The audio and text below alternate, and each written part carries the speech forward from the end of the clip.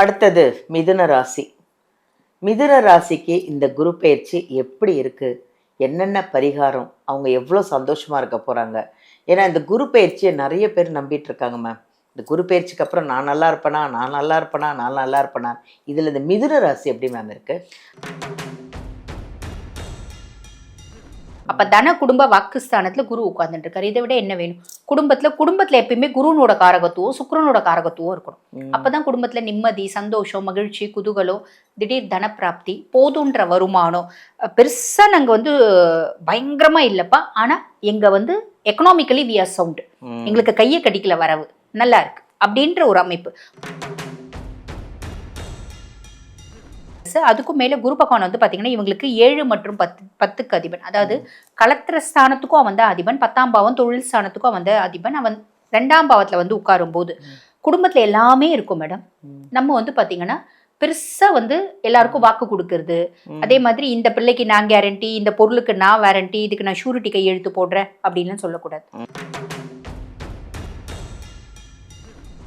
பார்வை 8ஆம் பாவத்தை பார்க்கறதுனால அதாவது பெண்களுக்கு மாங்கல்ய பலம் அப்படின்றது உண்டு. அதே மாதிரி பாத்தீங்கன்னா 10ஆம் பாவம் தொழில் ஸ்தானத்துல குருனோட பார்வை இருக்கு. செய்யக்கூடிய தொழில்ல ஒரு நல்ல ஒரு முன்னேற்றம் அப்படின்றது வரும். பொதுவா சனி கர்ம சனியா இருக்கா.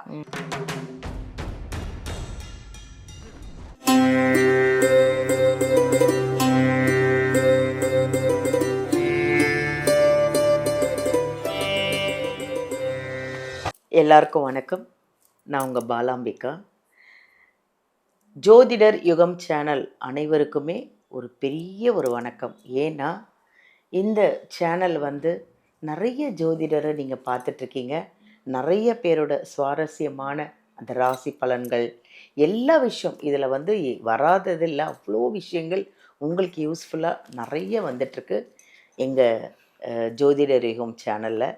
இது இந்த அளவுக்கு பிரபலமாகினதுக்கு நீங்களும் ஒரு காரணம். நீங்கள் பார்க்குறதுனால இந்த சேனல் நல்லா அழகாக பிரபலமாயிட்டிருக்கு. இப்போ புது விஷயம் என்னன்னா, குரு பெயர்ச்சி வரப்போகுது. இந்த குரு பெயர்ச்சி எப்போ அப்படின்னு நீங்களும் தெரிஞ்சுக்கணும். அந்த குரு பெயர்ச்சி பலன்களை சொல்ல வந்திருக்கிற ஒரு பெரிய அருமையான ஒரு ஜோதிடர். அவங்க ஒரு ஜோதிடர் அப்படின்னு சொல்கிறத விட அவங்க ஒரு அழகு தேவதை அப்படின்னு சொல்லலாம். அவ்வளோ ஒரு அழகான ஒரு ஜோதிடர். ஒரு அன்பான ஒரு குணம். அவங்கள பார்த்தாலே அவ்வளோ அழகு, ஒரு கடாட்சம். அப்படி ஒரு ஜோதிடராக நம்ம பார்க்க போகிறோம். அப்படி யாரும் நீங்கள் பார்க்கணுமா? ரொம்ப ஆவலாக இருப்பீங்கன்னு நினைக்கிறேன். வேறு யாரும் இல்லைங்க, நம்ம ஜோதிடர் டாக்டர் தீபா அருளாளன். உங்களுக்கு எல்லாருக்கும் அவங்கள தெரிஞ்சிருக்கும். நிறைய பேசிகிட்ருக்காங்க, நிறைய ராசி பலன், நிறைய விஷயங்கள், நிறைய உங்களுக்கெல்லாம் தெரியாத விஷயம், எனக்கு தெரியாத விஷயம், மக்களுக்கு தெரியாத விஷயங்கள் உங்களுக்கெல்லாம் தெரியப்படுத்திகிட்ருக்காங்க. நிறைய ஜோதிட விஷயம் நம்மளுக்கும் தெரிஞ்சுக்கணும் இல்லையா? இப்போது இந்த குரு பெயர்ச்சி பலன்களில் 12 ராசி எப்படி இருக்குது அப்படிங்கிறத அவ்வளோ அருமையாக நம்ம அவங்க வாயால் அவங்க சொல்கிறத நம்ம கேட்க போகிறோம். அவங்கள சந்திக்கலாமா? வாங்க பார்ப்போம். வணக்கம் மேம். வணக்கம் மேம். சொன்னேன்னா அழகுன்ட்டு என்ன ஒரு மிகைப்படுத்தின மாதிரி இருந்துச்சு. உண்மையிலேயே மேம் ரொம்ப அழகா, ஒரு அழகான ஒரு கடாட்சமா உட்கார்ந்துட்டு இருக்கீங்க. அதுவும் குரு பெயர்ச்சிக்கு ஏத்த ஒரு சாரி கட்டிருக்கீங்க, மாம்பழ கலர், குரு பிடிச்ச கலர்ல உட்கார்ந்துட்டு இருக்கீங்க. விருப்பமான வண்ணம். நான் கரெக்டா சொல்லியிருக்கேன்னு நினைக்கிறேன் உங்ககிட்ட. ஸோ இப்போ குரு பெயர்ச்சி வரப்போகுது இல்லையா? இந்த குரு பெயர்ச்சியில 12 ராசிக்கும் எப்படி இருக்கு அப்படின்னு நீங்க சொல்லி மக்கள் தெரிஞ்சுக்கணும்னு ஆசைப்படுறாங்க. இந்த குரு பயிற்சிக்கு ஒரு சூப்பர் டூப்பரான குவாலிட்டி இருக்கு. அது என்ன அப்படின்னா, இத்தனை வருஷம் வந்தா மாதிரி இந்த குரு பயிற்சி கிடையாது. காரணம் என்ன அப்படின்னா, 12 வருஷத்துக்கு ஒரு முறை தான் குரு பகவான் உச்சம் பெற்று அமருவார். பொதுவாக 12 வருஷத்துக்கு ஒரு முறை. ஏன்னா ஒரு ராசியில ஒரு வருஷம் சஞ்சாரம் பண்ணுவார். அந்த மாதிரி 12 வருஷத்துக்கு ஒரு முறை கடகத்துல உச்சம் பெற்று அமருவார். இப்ப இந்த குரு பயிற்சி பாருங்க, மிதுனத்துல இருந்து கடகத்துல குரு பகவான் உச்சம் பெற்று அமர்றார். 1/6/2026 காலையில 11 மணி அளவு. இது சில பஞ்சாங்கம் பாத்தீங்கன்னா 2 கூட கொடுத்துருப்பாங்க. பட் ஓகே, திருக்கணித பிரகாரம் 1/6/2026 காலையில 11 மணிக்கு கடகத்துல உச்சம் பெற்று அமர்றார். ஆக 12 வருஷத்துக்கு ஒரு முறை வரக்கூடிய நிகழ்வு அப்படின்றது ஒரு பெரிய பிளஸ் மேடம். 2வது பிளஸ் என்ன அப்படின்னா, இப்ப எங்களுக்கெல்லாம் அஷ்டம சனி, இப்ப ரிஷபராசி அன்பர்கள் எல்லா ரிஷபமும் தெரிஞ்சிருக்கும். அவங்களுக்குலாம் அஷ்டம சனி காலகட்டத்துல குருனோட பார்வையில இல்ல சனி மேல. ஆனா இப்பத்திய காலகட்டம் வந்து பாருங்க, ஒவ்வொரு ராசிக்கும் இப்ப சனி வந்து கெடுக்கணும் அப்படின்னு இருக்காரு பாத்தீங்களா. மேஷத்துக்கு 7 நாட்டு சனியா இருக்காரு, அதே மாதிரி சிம்மத்துக்கு அஷ்டமத்து சனியா இருக்காரு, கன்னிக்கு கண்டக சனியா இருக்காரு, தனுசுக்கு அர்த்தாஷ்டம சனியா இருக்காரு, அதே மாதிரி கும்பத்துக்கு பாத சனியாவும் மீனத்துக்கு ஜென்ம சனியாவும் இருக்காரு. இப்ப இந்த 6 ராசிகளையும் கெடுக்கணும் அப்படின்னு கங்கணம் கட்டி சனி பகவான் இருக்காரு. இப்ப என்ன இவங்களுக்கெல்லாம் ஒரு பெரிய அட்வான்டேஜ் என்ன அப்படின்னா, குரு பெயர்ச்சியாகி அவருடைய உச்ச பார்வை 9ஆம் பார்வை சனி மேலப்படுது. ஆக இந்த 6 ராசிக்கும் சனி எந்த விதத்திலையும் கெடுப்பலன்கள் அப்படின்றது செய்ய போறது இல்ல. பாக்கி இருக்க 6 ராசிக்கு சனி ஆல்ரெடி நல்லது செய்ய போறாரு. அவர் மேல குருனோட பார்வை இருக்கிறதுனால நல்லதை செஞ்சிடுவார். எவ்வளவு பெரிய பிளஸ். ஆக இந்த குரு பயிற்சி எல்லா ராசிகளுக்கும் எப்படி இருக்க போகுது அப்படின்னா உங்களுக்கே பதில் தெரிஞ்சிருக்கும் இல்லைங்களா. சூப்பரா இருக்க போகுது. பெர்சன்டேஜ் தான் நல்லது. இவங்களுக்கு 50%, இவங்களுக்கு 60% இருக்குமே தவிர எல்லாருக்குமே நல்லது அப்படின்றத ஒரு பெரிய ஹைலைட்டிங்கான விஷயம் மேடம். ரொம்ப சந்தோஷப்பட்டிருப்பாங்க வியூவர்ஸ் எல்லாம். எல்லாருக்கும் இந்த குரு பயிற்சி ரொம்ப நல்லா இருக்கு, நல்லது மேம் சொல்லிட்டாங்க. அதுவே ஒரு பெரிய ஒரு பாசிட்டிவா இருக்கு. கண்டிப்பா. அடுத்தது மிதுன ராசி. மிதுன ராசிக்கு இந்த குரு பயிற்சி எப்படி இருக்கு, என்னென்ன பரிகாரம், அவங்க எவ்வளோ சந்தோஷமா இருக்க போறாங்க? ஏன்னா இந்த குரு பயிற்சியை நிறைய பேர் நம்பிட்டு இருக்காங்க மேம். இந்த குரு பயிற்சிக்கு அப்புறம் நான் நல்லா இருப்பேனா, நான் நல்லா இருப்பேனா, நான் நல்லா இருப்பேனா. இதுல இந்த மிதுன ராசி எப்படி மேம் இருக்கு?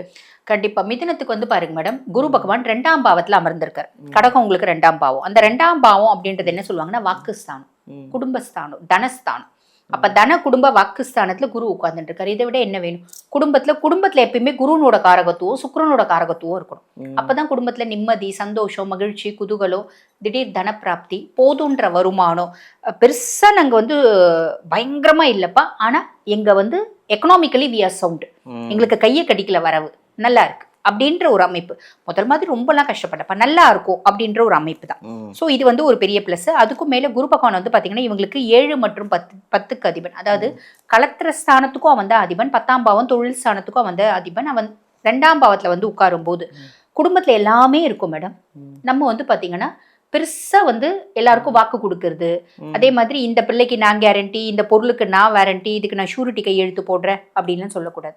அதே மாதிரி டாக்குமெண்டேஷன் நம்ம ஏதாவது பண்றோம் அப்படின்னா அதை 1க்கு 2 முறை 4 முறை கூட அலசி ஆராய்ஞ்சு கையெழுத்து போடுறோம். ஜாக்கிரதையா இருங்க மிதுன ராசிக்கு. ஆமா, ஏன்னா வந்து பாத்தீங்கன்னா மேடம் இவங்களோட ராசி அதிபன் வந்து புதன் பகவான். குரு வந்து அவங்களுக்கு பாதகாதிபதி, பக கிரகம். புதனுக்கு அப்பா முறையாகிறாரு குரு. இருந்தாலும் புதனுக்கு அப்பான்னா சொந்த அப்பா கிடையாது. அதாவது சந்திரனுக்கும் குருனோட மனைவிக்கும் பிறந்த குழந்தை தான் இந்த புதன் பகவான். அப்ப அந்த குழந்தை மேல தப்பு இல்லை, பட் இருந்தாலும் குரு கூட அவர் எப்படி ஏத்துக்க முடியும்? அதனால பாதகாதிபதி.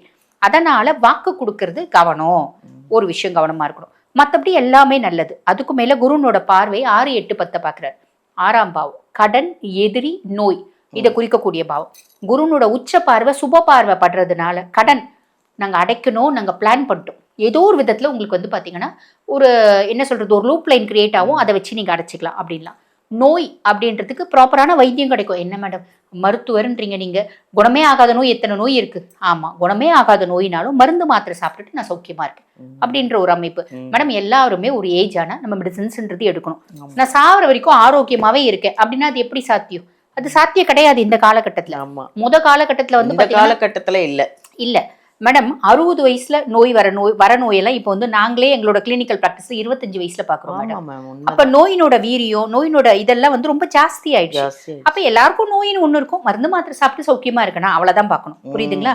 எதிரிகள் அப்படின்னு யாரும் இருக்க மாட்டாங்க. ஏன்னா குரு பார்வை 6ஆம் பாவத்துல, சுப பார்வை அப்படின்னால யாருக்கும் உங்க கூட வந்து சண்டை போடணும்னே தோணாது. அது ஒரு பெரிய பிளஸ் இல்லைங்களா? 8ஆம் பாவத்துல குருனோட பார்வை அப்படின் போது பூர்வீக சொத்து, 10 வீடு வாசல், வியாபாரம் பண்ணணும்னு பிளான் பண்ணியிருந்தீங்களா இந்த காலகட்டம் ஏத்த டைம். முதல்ல 2 வருஷமா சொல்லிங்கிற பெருசா நல்ல ரேட் போலப்பா. இந்த காலகட்டம் நம்ம சொல்லவே வேண்டாம், அப்ப சொல்லி வச்சிருந்து இப்ப யாரோ வருவாங்க, ஏப்பா அப்ப சொல்லியிருந்தீங்களே வீடு வியாபாரம் பண்றீங்கன்னு கொடுக்குறீங்களா, இந்த மாதிரி அவங்க கேட்கறாங்க, நல்ல ரேட்டுக்கு போகும். அதே மாதிரி இது வந்து பாத்தீங்கன்னா மாங்கல்ய ஸ்தானம் மேடம். பெண்களுக்கு கணவரோட ஆயுசு வந்து பாத்தீங்கன்னா பிரச்சனை இல்லாம ஓடும், நோயில இருந்து விமோச்சனம் அப்படின்றது கிடைக்கும். குருனோட பார்வை 8ஆம் பாவத்தை பார்க்கறதுனால அதாவது பெண்களுக்கு மாங்கல்ய பலம் அப்படின்றது உண்டு. அதே மாதிரி பாத்தீங்கன்னா 10ஆம் பாவம் தொழில் ஸ்தானத்துல குருனோட பார்வை இருக்கு. செய்யக்கூடிய தொழில்ல ஒரு நல்ல ஒரு முன்னேற்றம் அப்படின்றது வரும். பொதுவா சனி கர்ம சனியா இருக்கான். நீ வேர்வை சிந்தி உழைசாமி அப்பதான் நான் உனக்கு பலனை கொடுப்பேன் அப்படின்ற ஒரு மைண்ட் செட். ஆனா இந்த குரு பயிற்சி ஆனவுடனே சனி மேல 9ஆம் பார்வைப்படுறதுனால நீ எப்படி என்ன வேலை செய் சாமி, எனக்கு என்ன இருக்கு, நீ செய்யறதுக்கு ஏற்ற மாதிரி நான் கூலி கொடுத்துட்டு போயிட்டே இருக்கு அப்படின்னு சனி அங்க லீனியன்ட் ஆஃபீஸரா வருவார். ஸ்ட்ரிக்ட் ஆஃபீஸர் மாதிரி லீனியன்ட் ஆஃபீஸரா வருவாரு. ஸோ எப்பயுமே மிதனம் ஸ்மார்ட் ஒர்க்கை தான் ப்ரிஃபர் பண்ணும். எனக்கு வேர்வை சிந்தி உழைக்கலாம் பிடிக்காது, என் மூளை கரப்பாம்பூச்சி மாதிரி யோசிச்சுட்டே இருப்பேன், அதான் மிதனம். பேசிட்டே இருப்பேன், அதான் மிதனம். அவங்களுக்கு வந்து பாத்தீங்கன்னா கம்யூனிகேஷனுக்குனே ஒரு ராசி, அதுதான் மிதனம். ஸோ அவங்களோட smart works place a good job அப்படின்னு சொல்லலாம். மேம் இப்போ அவங்க எச்சரிக்கையா இருக்க வேண்டியது ஏதாவது இருக்கா, இல்ல பரிகாரமும் இருக்கா ஏதாவது? கண்டிப்பா இருக்கு மேடம். முதல்ல நான் சொன்ன மாதிரி வாக்கு கொடுக்கறதுல எச்சரிக்கையா இருக்கணும். ரெண்டாவது ராகு பகவான் 9ஆம் பாவத்துல இருக்காரு. மத்த பிளானட்ஸையும் நம்ம பார்க்கணும்ல. வெறும் குருக்கு மட்டும் பேச்சு சொல்லி சூப்பரா இருக்குன்னு சொல்லிட முடியாதுல்ல. ராகு 9ஆம் பாவம். அப்ப வெளிநாட்டுக்கு படிக்க போனாலும் வேலைக்கு போனாலும் அனலைஸ் பண்ணிட்டு போகணும். இல்லைன்னா தப்பா போய் நீ ட்ராப் ஆயிடுறதுக்கு, டிஜிட்டல் மீடியால ட்ராப் ஆயிடுறதுக்கு. பிள்ளைங்களுக்கு வந்து பாத்தீங்கன்னா வயசு பிள்ளைங்களா இந்த ஒரே சமயத்துல 3 பிள்ளைங்களுக்கு வந்து பாத்தீங்கன்னா இது பண்ணுவாங்க இல்லைங்களா, சேட் பண்ணுவாங்க. நீ இன்டிமசியான மெசேஜஸ்லாம் நீ என்ன டெலிட் பண்ணாலும் அதுல வாட்ஸ்அப்ல இருந்து எடுக்க முடியும். அந்த மாதிரிலாம் பாசிபிலிட்டிஸ் இருக்கு இல்லைங்களா. அப்ப அந்த சேட் எல்லாம் ரொம்ப உஷாரா இருக்கணும். அதை வச்சு உன்னை ட்ராப் பண்றதுக்கு வழியும் வாய்ப்பும் உண்டு. இதுல கவனம் வேணும். அதே மாதிரி அப்பானோட வாழ்க்கையில பெண்கள் தலையீடு இருக்கும். அப்பானோட கேரக்டர்ல கொஞ்சம் மாற்றங்கள் வரும். இதுல கவனம் வேணும். அனலைஸ் பண்ணுங்க. அப்பா வந்து தப்பானவர் தானா, இல்ல ஒரு நட்பு ரீதியா பழகுனாரா, எடுத்த உடனே தப்பு அப்படின்னு நம்ம முடிவு பண்ணிடக்கூடாது. அப்படியே தப்பா போயிருந்தாலும் நம்ம திருத்தி கூட்டிட்டு வரணும். சோ இதுல கவனம் வேணும். அப்பானோட ஆரோக்கியத்துல கவனம் வேணும். அதே மாதிரி கேத்து 3ஆம் பாவம் அப்படின் போது என்னோட வயசு கம்மி பர்சனாலிட்டிஸ் கிட்ட நான் சண்டை போட மாட்டேன். தம்பி தங்கச்சி கிட்ட பிரச்சனை வச்சுக்க மாட்டேன். இந்த மாதிரி விஷயங்கள்ல எச்சரிக்கையா இருக்கணும் மேடம். பரிகாரம் அப்படின்னா மேடம் நம்ம வந்து பாத்தீங்கன்னா இந்த குருவை பிரீத்தி பண்ற பரிகாரமே நம்ம செய்யலாம். ஏன்னா நம்ம சிவன் கோயில்ல செய்ய போறோம். 9 கோள்களும் ஈசனுடைய காலடியில. அப்ப நம்ம இங்க சென்னை சுத்தி இருக்கவங்க வந்து பாத்தீங்கன்னா இந்த பாதி சரவணா ஸ்டோர்ஸ் இருக்கு பாத்தீங்களா மேடம், அதுக்கு பின்னாடி திருவள்ளிதாயம் அப்படின்ற ஊர் இருக்கு. அங்க திருவள்ளேஸ்வரர் இருக்கார். ஈசனை போய் வழிபாடு பண்ணு, தாயார வழிபாடு பண்ணு. ஈசனை போய் வழிபாடு பண்ணும் போது மஞ்சள் நிற மலர்கள் கொண்டு போ. அதே மாதிரி பாத்தீங்கன்னா வில்வம் கொண்டு போ.